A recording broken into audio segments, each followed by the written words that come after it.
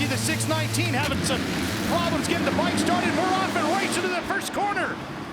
And it's going to be the 50 getting the jump. Nelson. Anderson's right there with him. Justin Hill in third, followed by Wilson. It's going to be a battle to see which Kawasaki rider gets that spot. Watching from the KTM Skycam.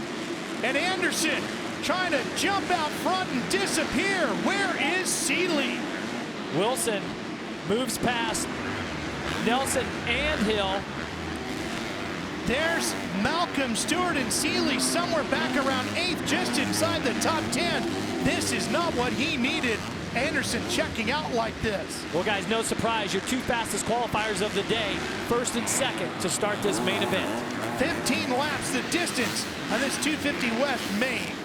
It looks like all the Troy Lee guys are all together here running about 5th, 6th, 7th. And Cole, I think, is in that pack, but this is exactly what he didn't want to see. He does not want to see Anderson out front. Look how close Wilson is right now. And a lot more traffic to weed their way through, too.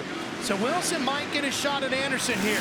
1 to go. What can Dean Wilson do on the Green Pro Circuit Kawasaki? He gets through the lap traffic, too.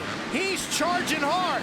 Keep your eyes on Wilson here on the 15. He's right there now.